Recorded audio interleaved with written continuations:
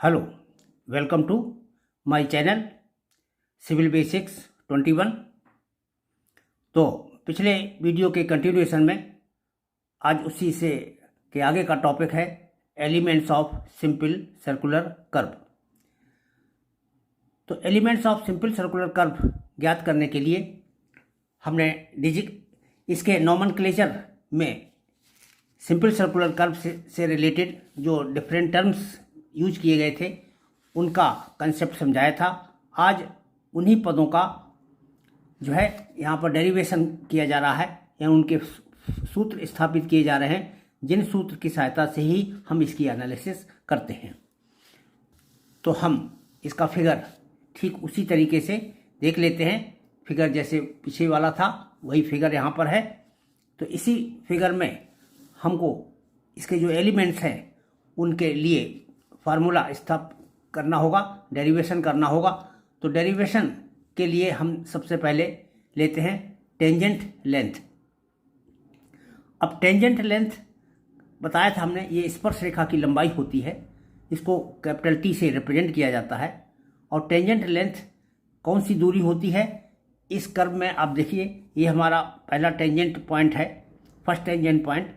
First tangent point से point of intersection के बीच की दूरी, ये हमारी फर्स्ट टेंजेंट लेंथ है, यानी ये टेंजेंट लेंथ है हमारी। तो पहला टेंजेंट ये है, तो ये हमारी टेंजेंट की लंबाई है। तो यहाँ से यहाँ तक की लंबाई को ही कैपिटल टी से प्रदर्शित किया गया है। तो इसी को हमें ज्ञात करना है।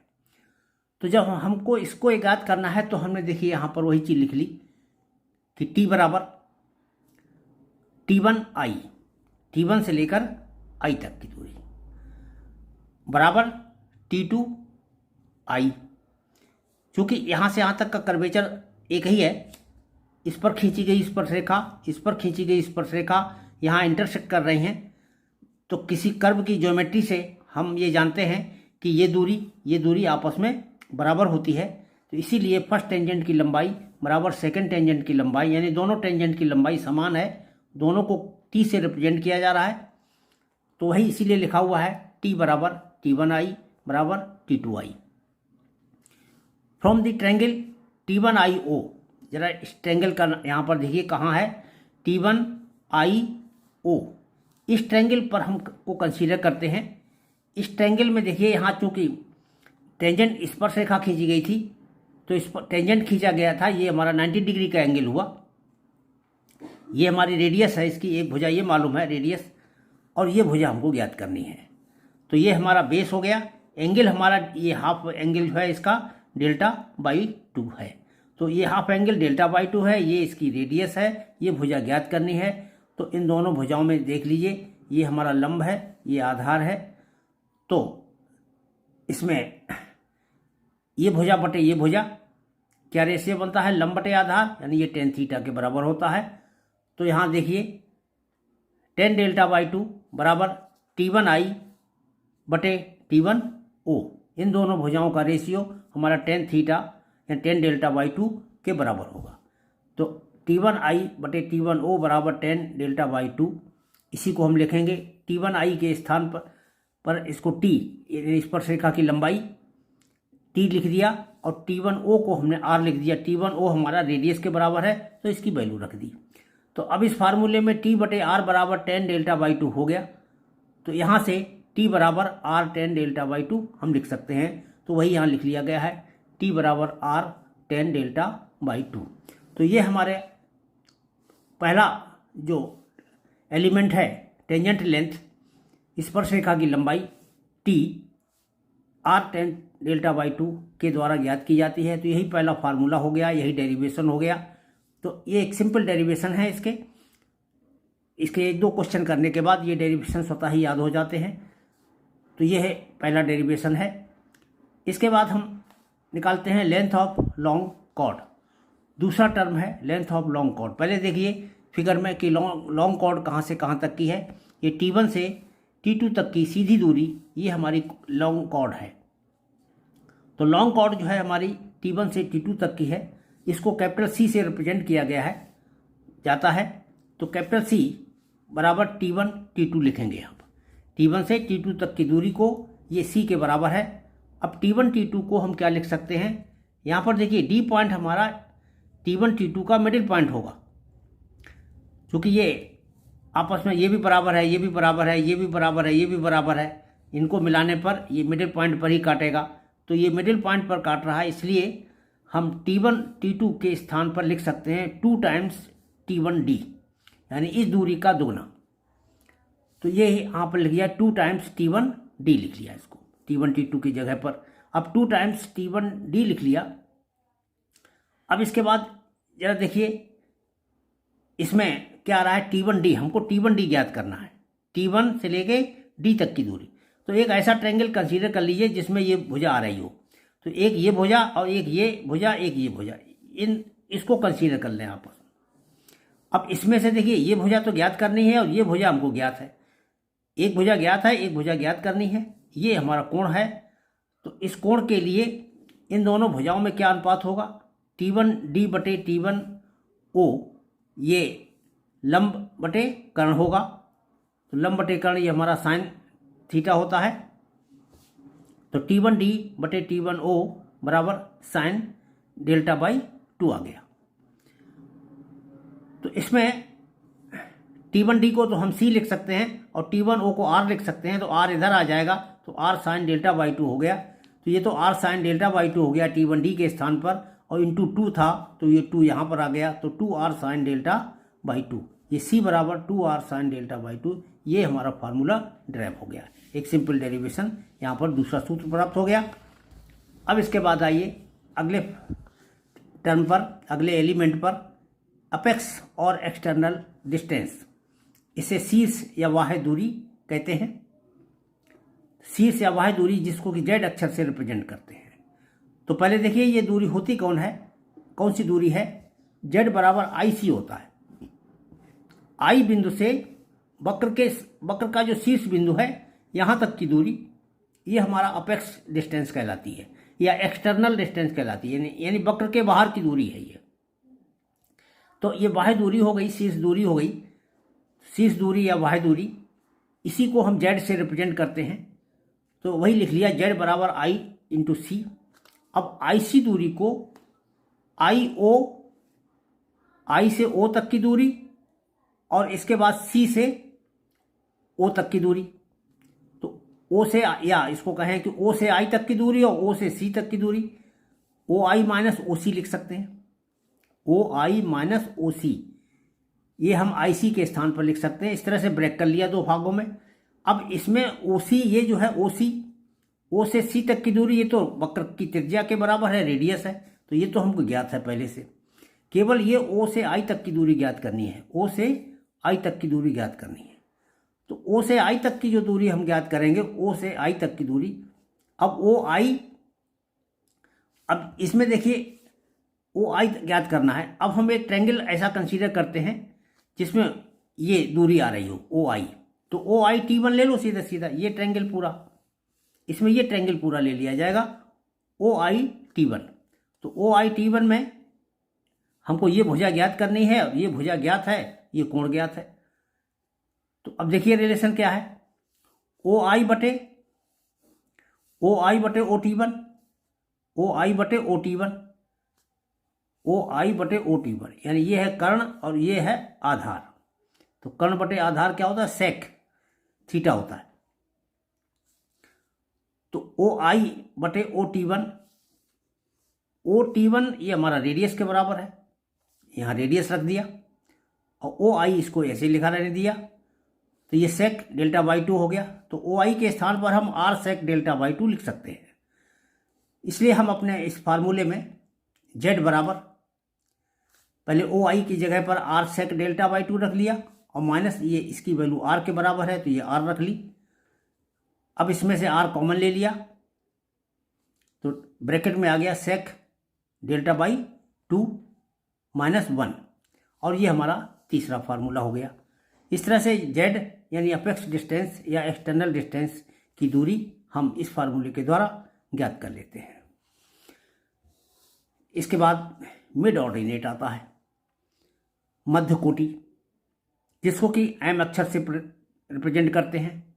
और ये दूरी कहाँ से कहाँ तक की दूरी है, M बराबर होता है CD।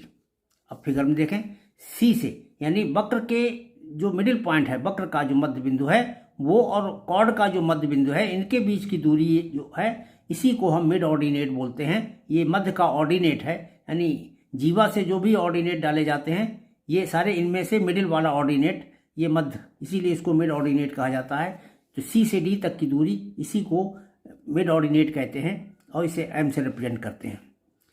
सिंबल हम बदल भी सकते हैं, हो सकता है किसी बुक में कोई दूसरा सिंबल यूज किया गया हो, लेकिन ये मिड ऑर्डिनेट शब्द नहीं बदलेगा, यानी मिड ऑर्डिनेट बराबर होता है सी से डी तक। बस आपको बेसिकली इतना याद रखना है, सिंबल तो चेंज किए जा सकते हैं। तो सी डी ये हो गया, सी से डी तक की दूरी हो गई। अब सी डी को देखो कैसे लिखेंगे, ओ सी में से ओ डी घटा दो तो सी डी हो जाएगा, ओ सी में से ओ डी घटा दो तो वही लिख लिया, ओ सी माइनस ओ डी। अब देखो ओ सी क्या है, ओ सी तो हमारा रेडियस के बराबर है, ये तो रेडियस है ही। ओ डी क्या है, ओ से डी तक। अब ये भुजा अभी हमको नहीं मालूम है, तो इसके लिए हम एक ट्रायंगल ये वाला कंसीडर कर लेंगे, O T one D. O T one D इस ट्रायंगल को कंसीडर किया। इस ट्रायंगल में ये भुजा ज्ञात करनी है, ये हमको ज्ञात है, तो ओ डी बटे ओ टी वन। देखिए इस ट्रायंगल में ओ डी बटे O T one, O D बटे ओ टी वन, और ओ डी ऐसे लिखा रहने दिया, ओ टी वन की जगह रेडियस आर लिख दिया, तो ओ डी बटे आर बराबर कॉस डेल्टा बाई टू। ये हमारा आधार बटे कर्ण है, इसलिए कॉस डेल्टा बाई टू हो गया। आर यहाँ पर आ जाएगा तो R cos delta by two हो जाएगा, ओ डी बराबर, बस ओ डी की जगह पर हम R cos delta by two substitute कर दे रहे हैं। तो ओ डी की जगह लिख दिया हमने R cos delta by two. अब इन दोनों में से आर कॉमन ले लिया, ब्रैकेट के अंदर बच गया 1 minus cos delta by to. तो 1 minus cos delta by to ये हमारा एक फार्मूला बन गया, और इसी के द्वारा हम गणना करके एम की वैल्यू या मिड ऑर्डिनेट की वैल्यू ज्ञात कर लेते हैं।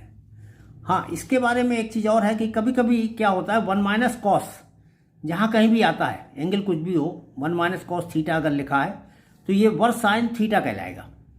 यहाँ पर डेल्टा बाई टू लिखा है तो vers sine delta by two कहलाएगा, यानी इस पद को हम वर्स साइन में कन्वर्ट कर सकते हैं या वर्स साइन के द्वारा भी प्रदर्शित किया जाता है। तो केवल जहाँ वर्स साइन लिखा हो इसका मतलब ये 1 माइनस कॉस थीटा की वैल्यू है, तो इसके स्थान पर हम ये रख करके ही सॉल्व करेंगे। तो एक ये हमारा फार्मूला हो गया जो इस रूप में लिखा हुआ होता है, तो ये मिड ऑर्डिनेट का भी फार्मूला इस तरह से ड्राइव हो गया। इसके बाद देखिए length of curve. Length of curve में एल बराबर आर इंटू डेल्टा, ये एक इक्वेशन है। चाप बराबर त्रिज्या गुणे कोण, जबकि कोण हमारा रेडियन में दिया गया हो। दूसरा है जब कोण डिग्री में दिया गया हो तो उसको रेडियन में कन्वर्ट कर लेते हैं, तो डेल्टा इंटू पाई बाई 180 लिख करके हम यही फार्मूला बनाएंगे। तो ये हो जाएगा एल बराबर R into delta into pi by 180, और ये हमारी दूसरी इक्वेशन हो गई। तो इस इक्वेशन का प्रयोग तब किया जाता है जबकि डेल्टा डिग्री में दिया गया हो, और इस इक्वेशन का तब प्रयोग करेंगे जब डेल्टा का मान रेडियन में दिया गया हो। तो मोस्टली हमारा ये दूसरा वाला फार्मूला ही प्रयोग किया जाता है। इसके बाद हम बाई आर्क डेफिनीशन हम ये भी जानते हैं कि रेडियस बराबर 30 बटे डी, यानी 30 मीटर के चाप। अब इसको यहाँ समझ लें, ये हमारे एल लंबाई का चाप है, ये यहाँ पर डेल्टा का कोण बना रहा है, और इसकी जगह अगर हम 30 मीटर का चाप ले लेते तो उसके द्वारा केंद्र पर बना हुआ कोण डी कहलाएगा। वो डिग्री ऑफ कर्वेचर की डेफिनीशन के अनुसार ये होता है कि 30 मीटर के चाप के द्वारा केंद्र पर बना कोण डी हमारा डी डिग्री के बराबर होता है। तो उसी फार्मूले से रेडियस बराबर चाप बटे कोण लिख लिया, कोण को हमने रेडियन में कन्वर्ट किया, तो ये हमारा आर बराबर ये वैल्यू आ गई 30 इंटू 180 बटे पाई इंटू डी। आर का मान ये उठा करके इसी फार्मूले में सब्स्टिट्यूट कर दिया एल वाले में, इसमें आर का मान ये लिख लिया। आर का मान जब हमने ये लिखा तो आर के स्थान पर ये रख लिया हमने, यहाँ पर आर के स्थान पर ये लिख लिया, और बाकी जो पद थे पाई ये डेल्टा पाई अपॉन 180 ये यहाँ पर लिखा रहने दिया।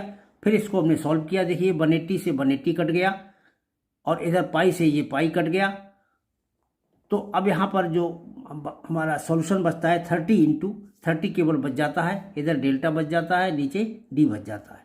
तो L बराबर 30 × डेल्टा बटे डी। ये हमारी 7वीं इक्वेशन आ गई। जब 30 मीटर की चेन का प्रयोग किया गया हो तब ये इक्वेशन प्राप्त होती है, और जब 20 मीटर की चेन का प्रयोग किया गया हो तब L बराबर 20 × डेल्टा बटे डी ये इक्वेशन प्राप्त होती है। तो ये दोनों इक्वेशन हैं जिनका प्रयोग हम वक्र की लंबाई ज्ञात करने के लिए करते हैं। हाँ, इस इक्वेशन का प्रयोग करते समय एक बात ध्यान रखें कि इस समीकरण में दोनों की वैल्यू डेल्टा और डी की वैल्यू डिग्री में ही रखी जाएगी, क्योंकि ये हमने डिग्री मान करके ही उनको रेडियन में कन्वर्ट करने के बाद डेराइव किया है। तो ये डेल्टा और डी अब भी हमारे डिग्री में ही हैं, क्योंकि इनको रेडियन में कन्वर्ट करने के लिए हमने अलग से मल्टीपल किया था π/180 का। तो यहाँ पर इनका प्रयोग हम डिग्री में ही करेंगे। तो इस तरह से हम वक्र की लंबाई ज्ञात कर लेते हैं। तो elements of circular curve, elements of simple circular curve में यही हमारे 5 तत्व हैं। पहला है टेंजेंट लेंथ, दूसरा है लेंथ ऑफ लॉन्ग कॉर्ड, तीसरा है अपेक्स और एक्सटर्नल डिस्टेंस, चौथा है मिड ऑर्डिनेट, और पांचवा है लेंथ ऑफ कर्व। इन चारों फार्मूलों को अच्छी तरह से आप लोग याद रखेंगे, क्योंकि बिना इनके हम आगे कोई भी क्वेश्चन कर्वेचर से रिलेटेड नहीं कर पाएंगे, क्योंकि इस चैप्टर को आप एक तरह से मैथमेटिकल मान करके चलें। इसमें काफ़ी न्यूमेरिकल होंगे, तो इन फार्मूलों को याद रखना भी आपको होगा। इनका प्रयोग करना पड़ेगा, इनकी लंबाइयाँ कैलकुलेट करके निकालनी पड़ेंगी। तो ये चैप्टर यहीं अब समाप्त हो रहा है, पूरा हो रहा है। हम इसके आगे का टॉपिक अगले वीडियो में डिस्कस करेंगे। Thank you.